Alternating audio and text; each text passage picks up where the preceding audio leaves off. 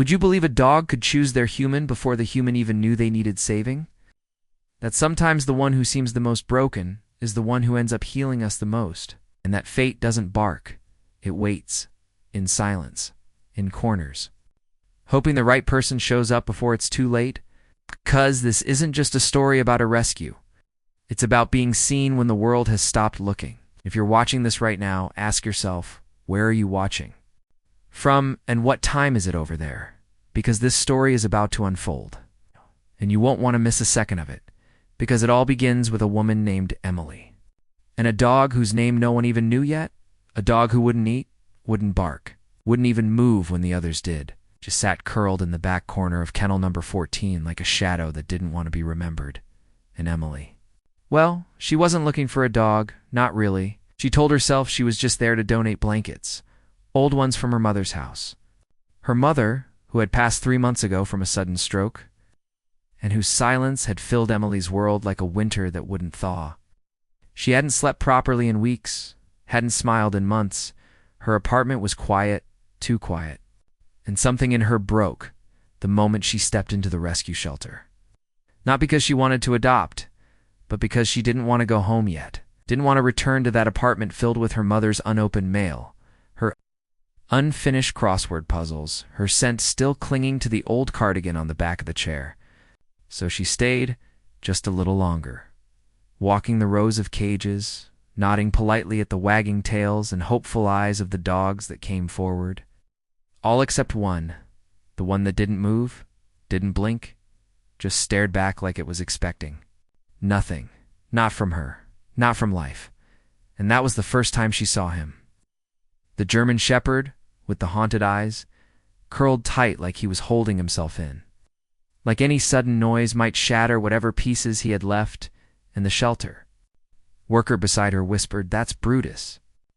Came in 2 weeks ago from a hoarding situation. Hasn't made a sound since. Won't eat unless we leave the food and walk away. We don't even know if he likes people." And Emily didn't know what made her do it, but she crouched down. Slowly, gently, not speaking, just holding her hand out through the bars, palm up. The way her mother used to do with frightened strays in the neighborhood. And for a moment, nothing happened. The dog didn't move, didn't flinch, didn't even seem to breathe. And then something did happen. Not big, not dramatic. Just a shift in his gaze, from the floor to her hand, just a glance.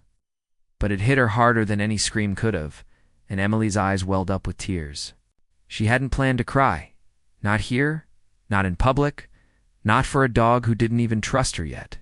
But she couldn't stop them, because something in that look told her he knew. Knew what grief was, knew what silence meant when it stretched too long. And without thinking, she whispered, "I see you." And it wasn't for him, not really. It was for herself, for the first time since her mother died. And Brutus, that broken, frozen, silent creature, blinked once, slow and deliberate. Like he was acknowledging the pain in her voice, not afraid of it, not repelled by it, but understanding. It, and the shelter worker said something like, "He's never done that before." But Emily didn't hear her, because in that moment, time slowed. The cold concrete walls disappeared, and all that existed was the fragile thread of connection between two beings who'd been invisible for too long. She stayed there for what felt like an hour, maybe more. Hand outstretched, eyes soft, voice quiet, telling him it was okay. He didn't have to come forward. She just wanted to be there. And the next day, she came back, not with adoption papers, just with presence. And the day after that, and the day after that, always sitting by his kennel, always saying the same thing, "I'm here." And something began to shift, not quickly. Not like in the movies, but in small ways. It's like how he started watching her come and go, how his ears would twitch when she spoke, how one morning she found him sitting up, not curled. It's watching the door as if waiting for her shadow to appear. And the shelter staff began calling her Brutus's person. Jokingly at first, but then not, because the bond was obvious unspoken. Real, and finally, after 2 weeks, she brought the papers, hand trembling slightly as she signed the lines, heart pounding with a strange mixture of fear and hope. When they opened the kennel door, Brutus didn't run, didn't hide. He just walked forward slowly, like he wasn't sure if it was real, and when he reached her, he pressed his head gently into her knee, not for affection, but maybe for confirmation. And she whispered again, "I see you." And this time it felt like a promise. And as they walked out together into the sunlight that felt warmer than she remembered, people at the shelter clapped, some even cried. But Emily didn't hear it, not really. All she could hear was the soft sound of paws beside her and the quiet beat of her heart slowly stitching itself whole, one step at a time. The ride home was quiet, not the kind of silence that feels empty, but the kind that feels fragile, like anything louder than a breath might scare it away. Brutus sat in the back seat of Emily's car, still and alert, eyes flicking from the window to her reflection in the rearview mirror, and she glanced back every few minutes just to reassure herself that this was real, that he was really there, that something broken could come with her into a space where everything still smelled like her mother. She had cleaned the apartment, sure, folded the laundry, washed the dishes, tried to make it all feel livable again, but there were memories. In the corners, just like Brutus, and when she opened the front door and stepped aside to let him in, he hesitated, one paw just over the threshold, ears low. Tail not wagging but not tucked either, like he wasn't sure if he belonged in this new quiet. And she waited, didn't rush him, just whispered gently, "It's your home too now." And slowly, carefully, he stepped inside, nose twitching, eyes scanning, body tense, but curious.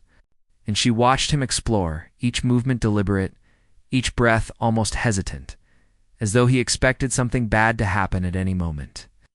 And maybe she understood that too well, because grief teaches you to flinch at the good things. Thinking they won't last that night, he didn't touch his food until she left the room, didn't lay on the bed, just curled near the door like he wasn't sure he was allowed to rest. And she cried quietly into her pillow, not from regret, but from the weight of knowing how much pain must have shaped him into this cautious soul. In the morning, she found him sitting upright beside the window, watching the rain tap gently against the glass. And when she reached out, he didn't move away, didn't lean in either, just sat, existing beside her.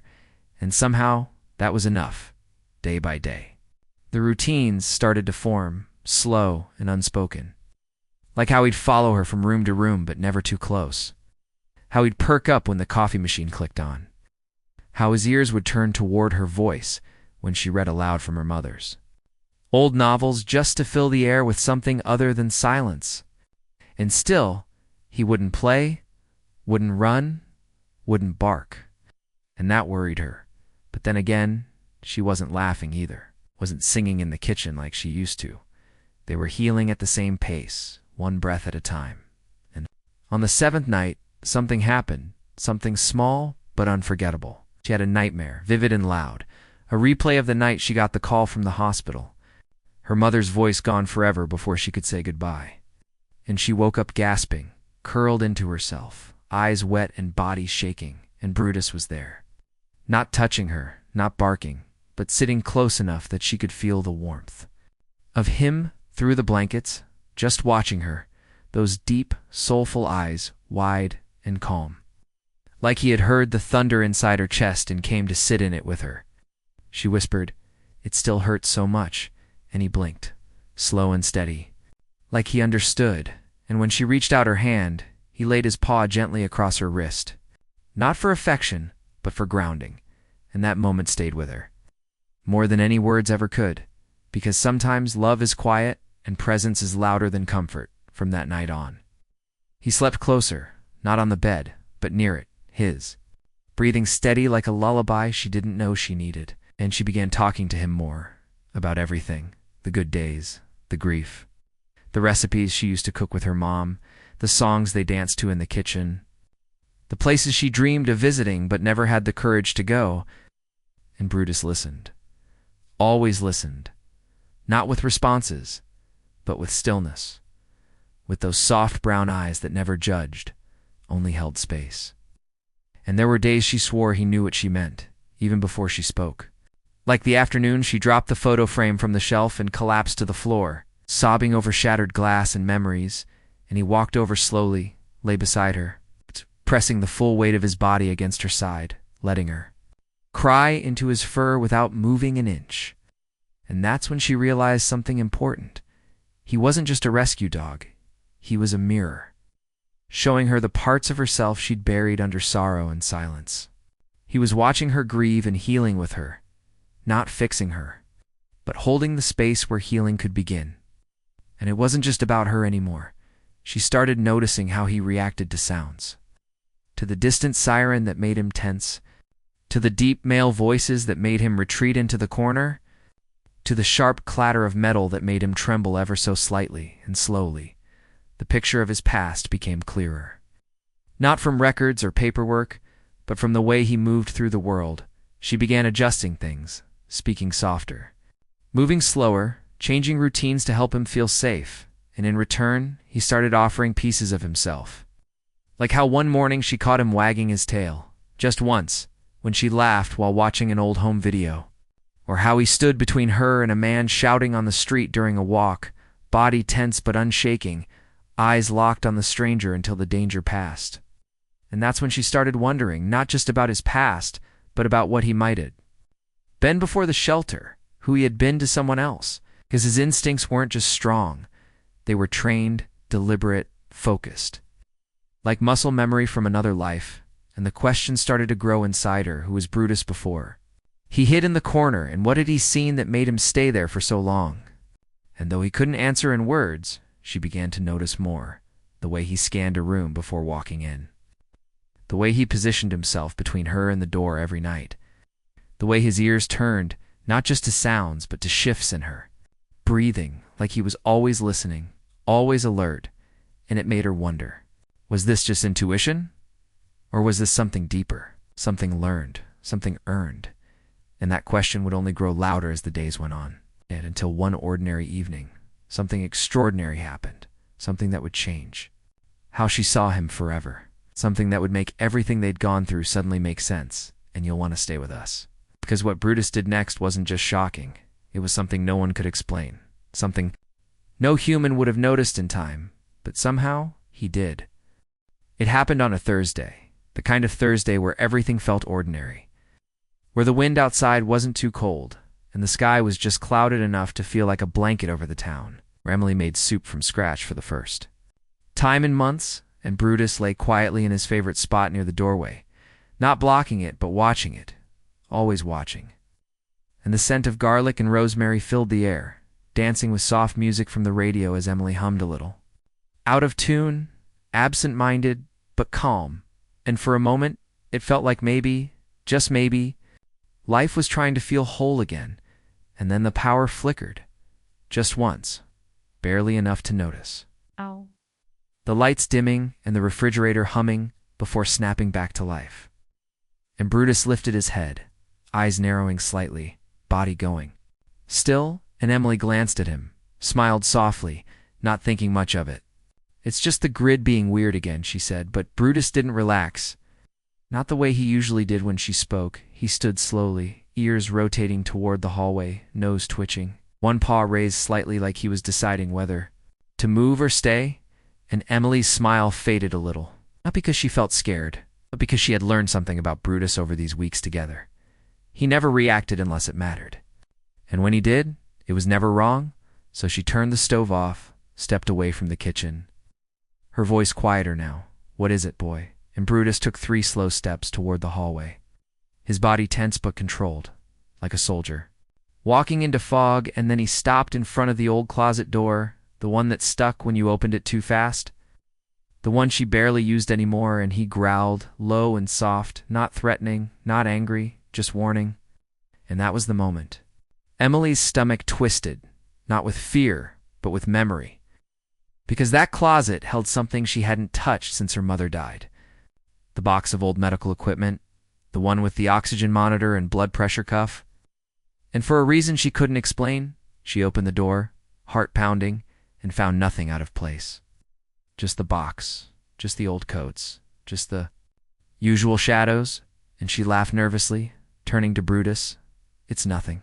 It's ghosts from the past. But he didn't move, didn't blink, just stared. Not at the closet now, but past it. Toward the air vent above the molding. The one she forgot was even there, and that's when she heard it too. Not loud but unmistakable. A slow hiss, steady and unnatural, like a slow leak. And her heart climbed into her throat as she dropped to her knees and listened, closer. Now, pressing her ear to the wall, and there it was, louder, a sound that didn't belong. And before she could process it, Brutus barked sharp, urgent, one single bark. First she had ever heard from him, and she froze because that bark was not casual, not startled. It was a command, a call to act now, and Emily scrambled too. Her feet pulled the closet contents away, and that's when she saw it.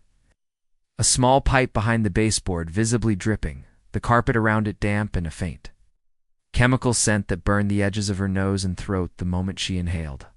And panic surged through her, but so did adrenaline, and she ran to the kitchen, yanked open drawers, found the emergency wrench set her mother had kept for years, ran back, hands shaking, and Brutus stood beside her unmoving, eyes never leaving the leak, and she turned the knob, clumsy but determined, her lungs tight now, the smell stronger. Her vision slightly blurred, and she got it halfway shut before coughing, stumbling back, but Brutus pressed his body against her knees, holding her steady as she gasped for air. And that's when she remembered the soup, still on the stove, the gas line. The spark she hadn't yet turned off, and Brutus barked again, twice this time, darting forward, nudging her with his nose, pushing her toward the door, and she ran, barefoot and coughing, fumbling with the lock. And Brutus stayed at her side the whole way, never panicked, only pushing, guiding, and once they were outside, the cold air slapped her lungs back into rhythm, and she turned just as the kitchen window lit up with a flicker, just a flicker, like a flame had tried to start and failed. And her knees gave out, collapsing into the gravel of the driveway, chest heaving, tears falling, and Brutus circled once before lying beside her, his head on her lap, breathing calm, and for a moment all she could do was cry, not because of the danger, not even because of the fear, but because he had known.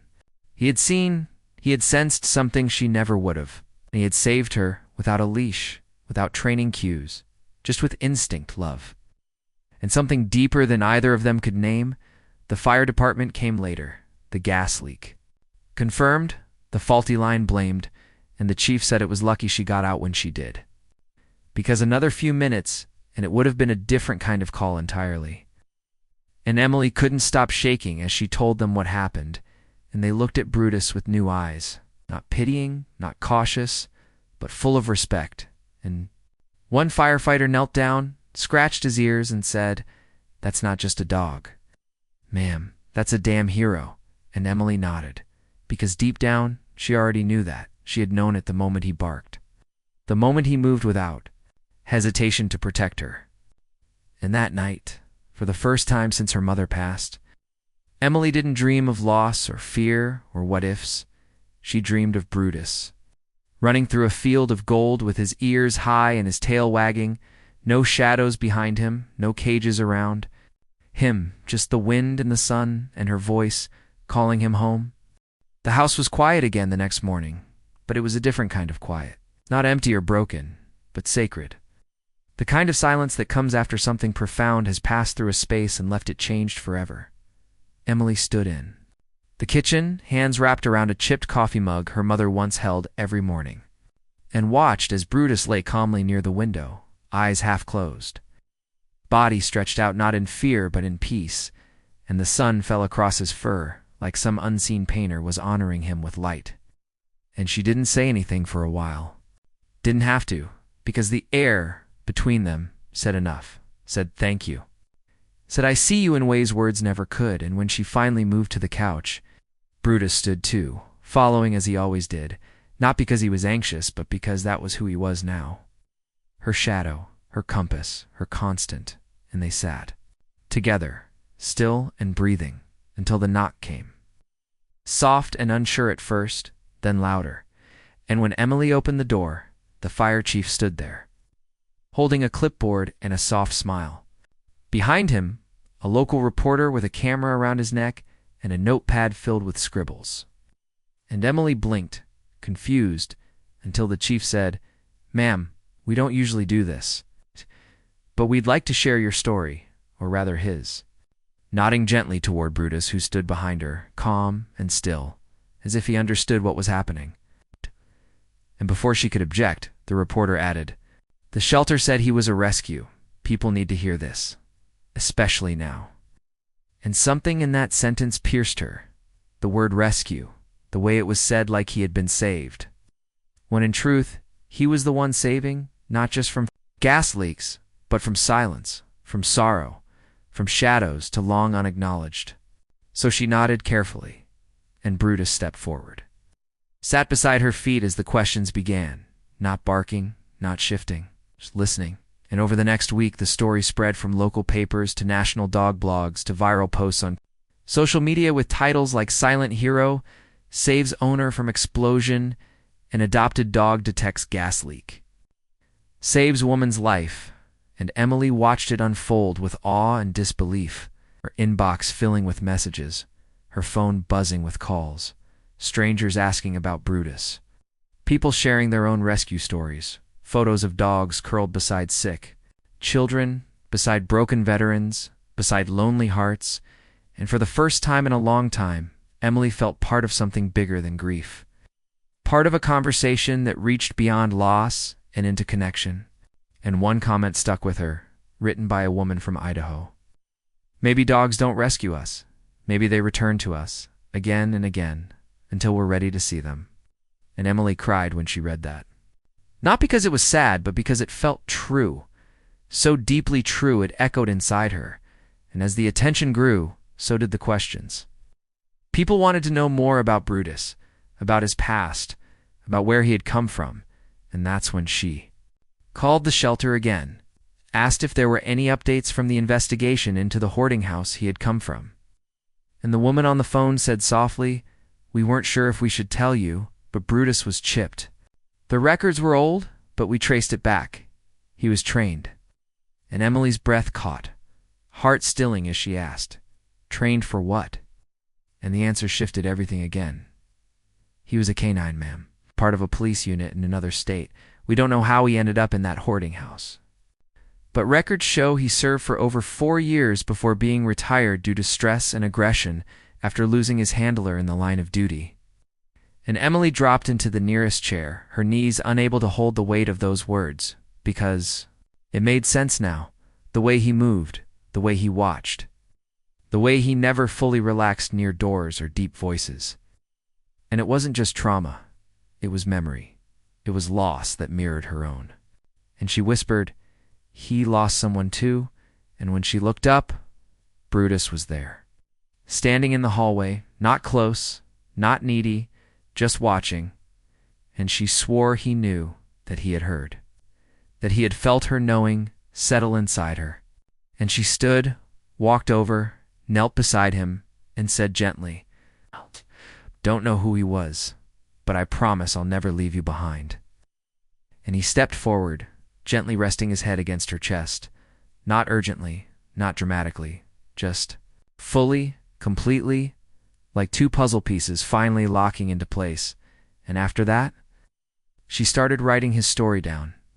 Not for the internet, not for the reporters, but for herself, for the future. For the children she might one day have who would ask why a quiet German shepherd always sat by the window, watching the street with calm authority, or why he barked at the sound of fireworks but never flinched at thunder, or how he knew when someone was sad before they said a word. And in those pages, she wrote about how healing doesn't always come in soft words or long hugs. Sometimes it comes with fur and silence and a heartbeat beside your own. And Brutus, her Brutus, the dog who once trembled in a corner, now walked proudly by her side, into coffee shops, into libraries, into community events where children would pet his head and whisper secrets into his ears. And she would smile, not explaining, just letting the magic of him speak for itself, and the shelter invited them back. Asked her to talk about the importance of adopting older dogs, of looking past the noise and into the quiet corners where the bravest hearts hide. And she agreed, standing in front of a small crowd with Brutus at her side, voice shaking at first, but strong by the end. And people cried, not just because of what he had done, but because of what he had become, a symbol of second chances, of untold stories, of loyalty that refuses to die, even after loss. And that night, as they walked home under soft golden lamplight, Emily looked up at the stars and whispered, "I think we're both doing okay now." And Brutus looked up too, just for a moment, as if to say, "Yes, yes we are." It had been nearly 6 months since Brutus came home with Emily. Since the day he stepped out of that cold shelter corner and into a life that neither of them had seen coming.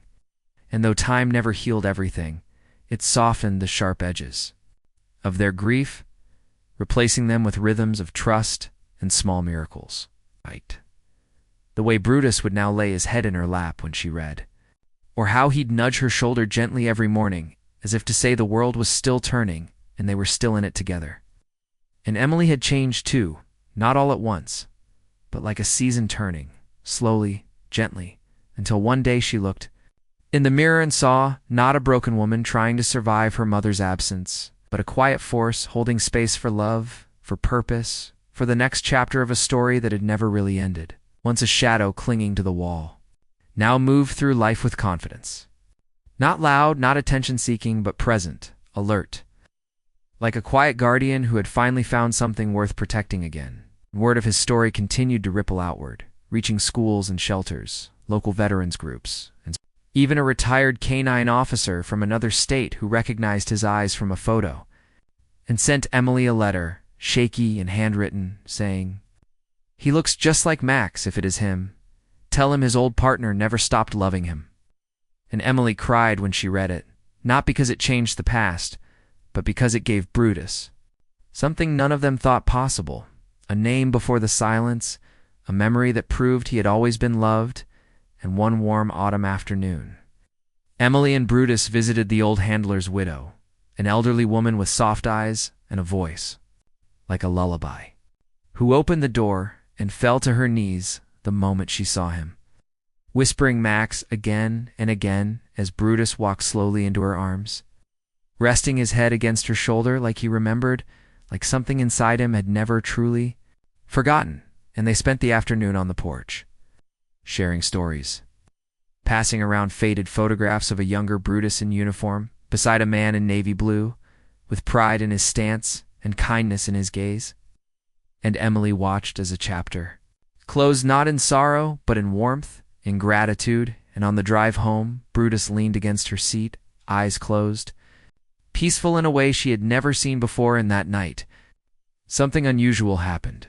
Brutus walked to the bedroom, jumped gently onto the bed, and lay beside her for the very first time, not curled by the door, not pacing near the window, but beside her, shoulder to shoulder, chest to chest, like he had finally exhaled, finally let himself rest. And Emily didn't say a word, just placed her hand over his paw and let the moment wrap around them like a quilt made of every hard thing they'd survived together. And in the weeks that followed, they became inseparable in new ways, volunteering at shelters, visiting schools to talk about rescue animals and what it means to listen to the quiet ones, the overlooked ones. And Emily would often end those talks with the same words, "There was a time I thought I was rescuing him, but the truth is, he saved me long before I knew how to save myself." And people always clapped, always cried, not because it was a dramatic story, but because it was real, because in a world that moved too fast, that screamed too loud, that ignored the hurting, Brutus had taught everyone who met him how to listen again, how to slow down, how to see what others miss. And one day, on a slow walk through the park where the leaves were beginning to change, a little girl ran up to them, maybe 6 or 7. Eyes bright and cheeks flushed, and without hesitation wrapped her arms around Brutus's neck, whispering something Emily couldn't hear. And Brutus, gentle as ever, leaned into her with a sigh so soft it could have been a song. And the girl's mother rushed over, apologizing, saying the girl had just lost her own dog and missed him terribly. But Emily shook her head, smiled, and said, "It's okay. He's good at helping people say goodbye." And as they walked on, Emily looked at Brutus and said, "You're still doing it, aren't you?" And he didn't respond. Didn't have to, because the way he moved, the way he breathed, the way he kept giving of himself without asking for anything in return, said it all. And in the years that followed, Emily wrote a children's book about him, started a fund to support the adoption of older, traumatized dogs, and named it Brutus's Corner, because that's where it all began. Not in the moment he saved her life. Not even in the bark that warned her of the gas, but in that first glance across the shelter bars. When he sat so still, so silent, but met her eyes like he had been, waiting for her all along, and now, every evening. When the sun begins to set and the light filters softly through the window, Brutus still sits by the door, not out of fear, not out of habit, but because he likes to watch the world with calm eyes, as if to make sure everything's okay, and Emily will sit beside him, coffee in one hand, fingers trailing along his fur. Heart steady, soul full, and every so often, she whisper, "Thank you for waiting for me," and he'll lift his head, blink slow, and rest it in her lap, and maybe that's what healing really looks like. Not a perfect ending, not a fairy tale, but a quiet evening with someone who once trembled in the dark and now lies peacefully in the light. So if you've ever rescued a dog, or if one has ever rescued you, we'd love to hear your story in the comments. Tell us where you're watching from, what time it is right now, and who that one dog was that changed your life in ways no one else ever could, because sometimes the ones hiding in the corner aren't broken. They're just waiting for the right person to come and remind them they're still worth being found.